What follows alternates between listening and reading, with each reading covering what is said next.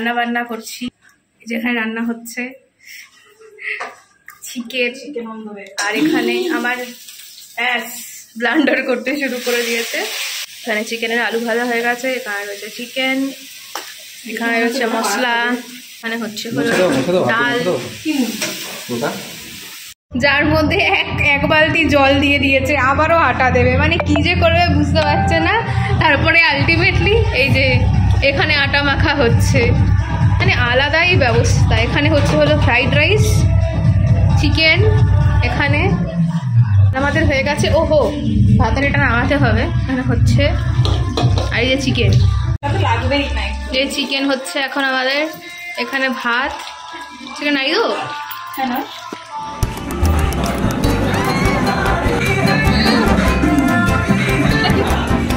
আমার অবস্থা।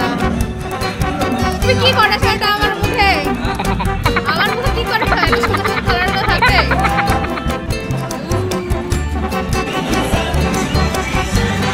প্রাইভেট। এটা কি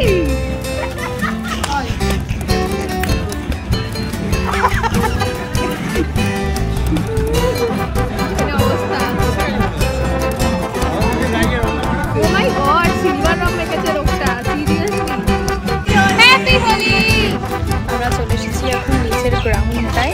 পিছনের গ্রাউন্ড রয়েছে আর এখানে হলো যে অ্যাপার্টমেন্টটা।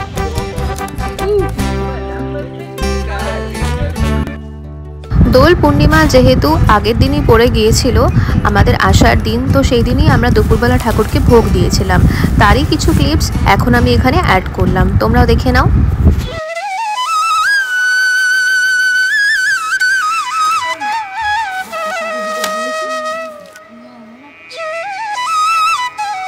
গোপালের জন্য রঙের থালাটা রেডি করে নিলাম।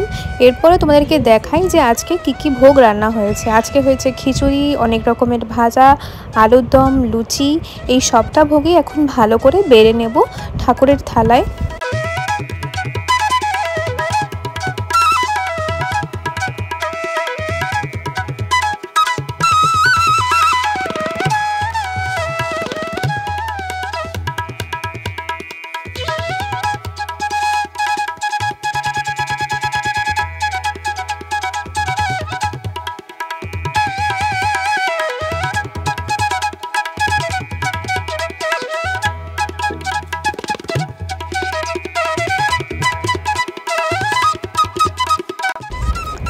আজকে ঠাকুরকে যে এত রকম রান্না করে খাওয়াতে পারবো দিনের প্রথমে কিন্তু এটা ভাবতেই পারিনি, কারণ আমার ছিল অফিস। আর আজকেই যেহেতু বিকেলবেলা আমরা বেরিয়ে যাব, সেজন্য কিন্তু ভীষণ চাপও ছিল। তাই জন্য ভেবেছিলাম যে অফিস থেকে আসার পরে যেটুখানি পারবো ঠাকুরকে ভোগ দেব, কিন্তু ঠাকুরের ইচ্ছে ছিল আজকে অনেক পদেই খাবার। তাই জন্য দেখলাম যে মামুনিকে দিয়েই সমস্ত কাজ গোপাল কিন্তু করিয়ে নিয়েছে। সমস্ত কিন্তু ভোগের প্রিপারেশন মামুনি বানিয়েছে, আর আমি এখন এসে শুধুমাত্র ঠাকুরের ভোগগুলো এখন বেড়ে দিলাম। আমাদের বাড়িতে গোপালের এই প্রথম হোলি, তো গোপালকে প্রথম রঙটাও আমি লাগিয়ে দিচ্ছি। প্রথম লাল রঙটাই লাগাচ্ছি, কারণ ওটা হয়তো গোপালের প্রিয় রঙ, আমার মনে হলো আর কি, সেজন্যই লাগালাম। আর বাস এরপরে ঠাকুরের ভোগারতি করে ঠাকুরের ভোগ নিবেদনও করে দিলাম। আর আজকে দেখো গোপালকে দেখতে কিন্তু খুব সুন্দর লাগছে। আজকে এই হলুদ রঙের একটা নতুন জামা পরিয়েছি, আমার তো বেশ ভালো লাগছে গোপালকে দেখতে আজকে। তোমাদের কেমন লাগছে নিচে কমেন্টে জানিও কিন্তু।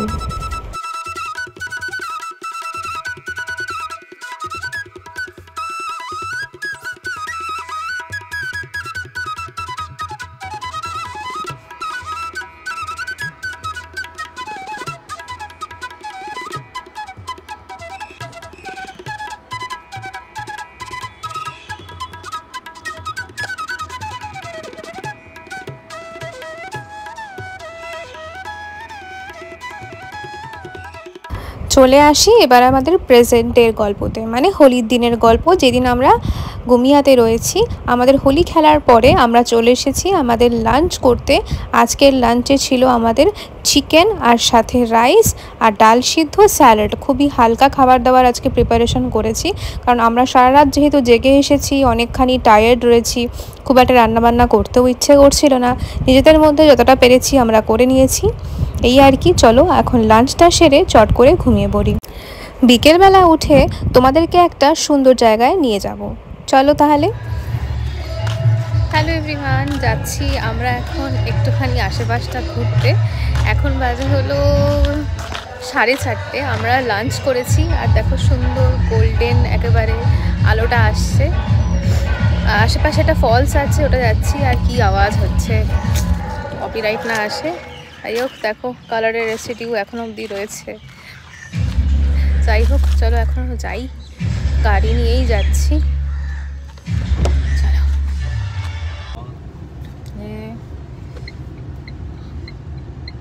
আমাদের সাথে আরো দুজন লোকজন যারা রয়েছে, তারা সমস্ত তারা এখন রেস্ট নিচ্ছে লাঞ্চ করে। আর আমরা এখন বেরিয়েছি। সুন্দর গোল্ডেন আর্টস, আশপাশে প্রচুর পলাশ বন। আমাকে একটু পলাশ বনে যাবো।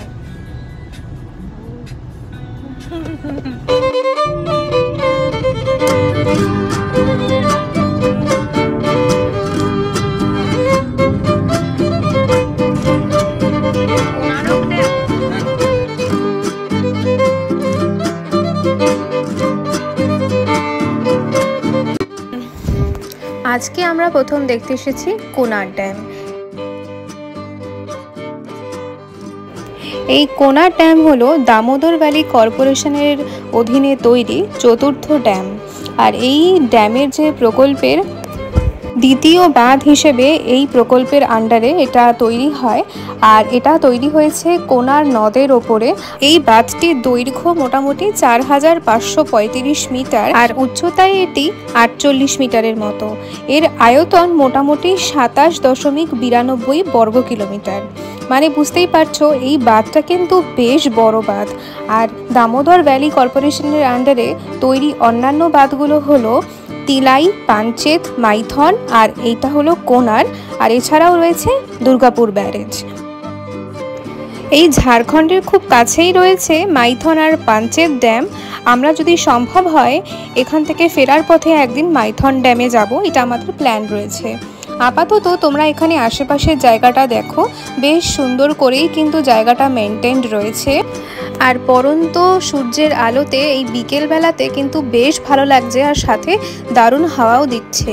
আর হ্যাঁ, একটা ইন্টারেস্টিং জিনিস দেখাই, এটা হলো এই ড্যামের যে দরজাগুলো রয়েছে, যেটাকে আমরা বলি গেট, সেইগুলো এখান থেকে প্রয়োজনের সময় জল কিন্তু ছাড়া হয়।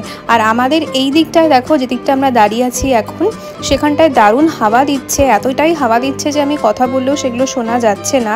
এই দিকটায় কিন্তু অনেকটা জল রয়েছে, আর এটা অনেকটা দূরে কিন্তু রয়েছে। এইখানটায় কিন্তু বোটিং পর্যন্ত করানো হয়, কিন্তু এখন আপাতত বোটিংটা বন্ধ রয়েছে, যেহেতু আজকের দিনটা হোলি আজকে, সেই জন্য। এই দিকের জলটা দেখো, দেখতে কিন্তু খুব সুন্দর লাগছে, বেশ শান্ত, স্নিগ্ধ, ঠান্ডা ঠান্ডা হাওয়া। এখানটায় দাঁড়িয়ে কিন্তু অনেকটা সময় কাটিয়ে দেওয়া যায় অনায়াসেই।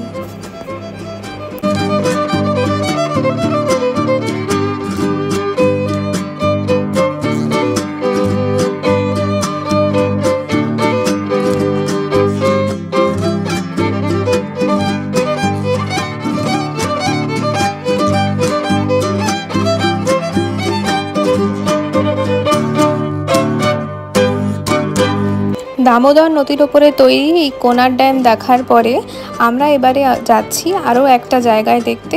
এটাকে ছোটোখাটো পিকনিক স্পটই বলা চলে। চলো তোমাদেরকেও নিয়ে যাই।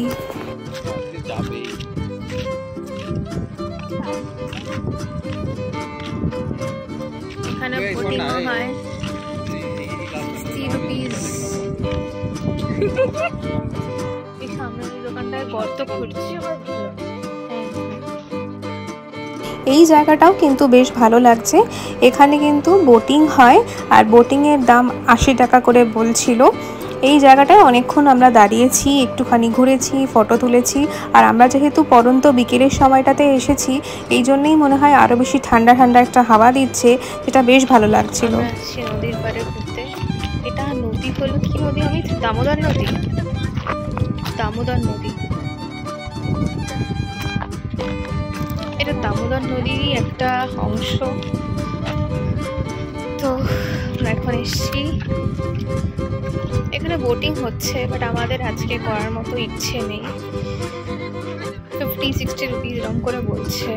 তো আমার খুব একটা ইচ্ছে নেই, আমাদের ইচ্ছা আছে এরকমভাবে বসি এখানে একটুখানি, একটু দেখি নদী, জল, হাওয়া দিচ্ছে ছড়াত ছড়াত, এই ব্যাপারটাই হাওয়া দিচ্ছে, একটা সুন্দর ঠান্ডা, এই ভালো লাগছে। যাচ্ছে এই আওয়াজটাই বড্ড বিরক্তিকর। কোথায় যাচ্ছ?